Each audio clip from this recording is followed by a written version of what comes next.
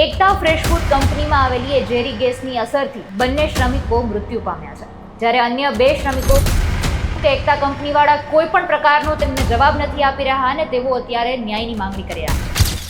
ખૂબ ગંભીર ઘટના સામે આવી છે. ગેસની ટેન્કમાં બે લોકોના મોત નીપજ્યા છે. વાત કરી રહી છું ખંભાત તાલુકાના સોખડા ગામની, કે જ્યાં એકતા ફ્રેશ ફૂડ કંપનીમાં બે શ્રમિકો ETP એટલે કે એફ્યુલેન્ટ ટ્રીટમેન્ટ પ્લાન્ટ ટાંકીની સફાઈ કરવા માટે તેમાં ઉતર્યા હતા અને એ જ દરમિયાન એ બંને શ્રમિકોનું ઝેરી ગેસની ગળતરને કારણે મૃત્યુ થયું છે. કરીએ વિગતે ચર્ચા આજના વિડીયોમાં. નમસ્કાર, આપની સાથે હું આકાંક્ષા ગુંડલિયા. તમે જોઈ રહ્યા છો રાજકોટ.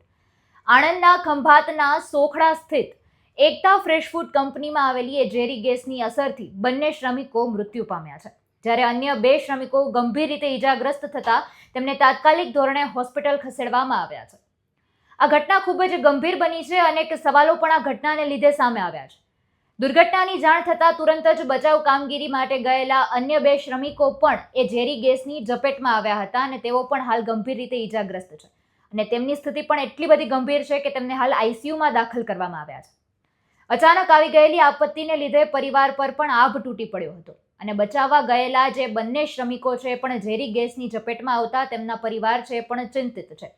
જોકે આ અંગે એકતા કંપનીના જે ઈજાગ્રસ્ત મજૂરભાઈ રમેશભાઈ ભોઈ છે, તેમણે આ વિશે જણાવ્યું. સાફ સફાઈ કરવા માટે એક માણસ ઉતર્યો હતો અને એને શ્વાસ લેવામાં તકલીફ પડતા તે જગ્યાએ બેભાન થઈ ગયો હતો અને તેને બચાવવા માટે હું પણ ત્યાં ઉતર્યો હતો. સાફ સફાઈના સેફટીના સાધનો અંગે રમેશભાઈ એવું કહ્યું હતું કે કોઈક વાર જ ત્યાં સાફ સફાઈ કરવા માટે જવાનું હોય છે, તેટલા માટે કોઈ પણ પ્રકારના સાધનો નહોતા. આ અંગે મૃતકના જે સગાભાઈ છે ધર્મેન્દ્રભાઈ સોલંકી, તેમણે એવું કહ્યું કે અમારો છોકરો એકતા કંપનીની નોકરીએ જતો હતો અને એ ત્યાં જ કામ કરતો હતો અને તેની જગ્યાએ જે ગટરના કામમાં તે જગ્યાએ ગયો હતો તેના લીધે જ તેના છોકરાનો જીવ ગયો છે. તેમણે કહ્યું કે એકતા કંપનીવાળા કોઈ પણ પ્રકારનો તેમને જવાબ નથી આપી રહ્યા અને તેઓ અત્યારે ન્યાયની માંગણી કરી રહ્યા છે. સેફટીના કોઈ પણ પ્રકારના સાધનો નહોતા અને બે લોકોને છેવટે જીવ ગુમાવવાનો વારો આવ્યો છે. હવે આ અંગે એકતા કંપનીના જે ડિરેક્ટર છે જિગ્નેશ પટેલ, એમણે તો એવું કહ્યું કે કંપનીના PTPના એક ટાંકામાં તે બ્લોક થઈ ગયું હતું અને તેના લીધે જ કિશનભાઈ ત્યાં ઉતર્યા હતા અને તેઓ ત્યાં બેભાન થઈ જતા તેમને બચાવવા માટે અરવિંદભાઈ ગયા હતા અને તેઓ પણ ત્યાં બેભાન થઈ ગયા અને બંનેનું મોત નીપજ્યું છે. બાકીના જે લોકો ઈજાગ્રસ્ત છે તેમને સારવાર અર્થે ખસેડવામાં આવ્યા છે. હવે સેફટી અંગે જ્યારે એમને પ્રશ્ન કરવામાં આવ્યો તો જિગ્નેશ પટેલે એવું કહ્યું કે કંપની તરફથી કોઈ પણ પ્રકારના સેફટીના સાધનો તો નહોતા જ, કારણ કે તેઓ બ્લોક હેતુ માટે ગયા હતા અને એ કોઈ કેમિકલનો ગેસ નહોતો, પાણીના ટાંકીનો ગેસ હોઈ શકે. એ વિશે તેમની પાસે કોઈ પણ પ્રકારની માહિતી નથી, એટલે એમણે કહ્યું કે આ વિશે વધુ માહિતી મને નથી ખબર. એટલે આ રીતનો જવાબ બે લોકો જ્યારે મૃત્યુ પામ્યા છે તેમની પર આપવામાં આવ્યો છે.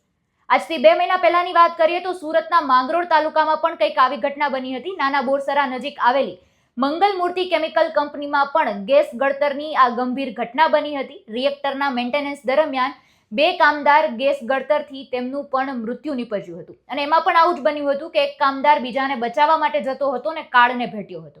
બંને યુવકોએ જીવ ગુમાવતા પરિવારમાં પણ શોકનો માહોલ છવાયો હતો. પણ આપણે જાણીએ છીએ કે આવી કોઈ ઘટના કે આવો કોઈ કિસ્સો એક નથી બનતો. આવા તો અનેક કિસ્સાઓ આપણી સામે આવે છે, કારણ કે ઘણી બધી ખાનગી કંપનીઓ એવી છે કે જ્યાં મજૂરી કામ કરતા લોકોનું જીવન અગત્યનું છે જ નહીં. તેમના માટે કોઈ પણ પ્રકારે સેફટીના સાધનો નથી, કોઈ પણ માટે સેફટીના નિયમો નથી. બસ તેમના માટે અગત્યનું છે ખાલી તેમની પાસેથી કામ કરાવવું. ત્યારે જ્યારે આવા કિસ્સાઓ દિવસે ને દિવસે વધી રહ્યા છે ત્યારે આ દિશામાં પગલાં લેવા એ તંત્ર માટે, સરકાર માટે પણ અતિ આવશ્યક છે. જ્યારે ખાનગી કંપનીએ પણ આ વિશે વિચારવું જોઈએ કે એ મજૂર છે પણ તે પણ એક માણસ છે, તેમનો જીવ પણ તેમના પરિવાર માટે એટલો જ અગત્યનો છે. સમગ્ર મુદ્દે આપનું શું કહેવું છે કમેન્ટમાં જણાવજો. ફરી મળીશું. હવે મને રજા આપશો. નમસ્કાર.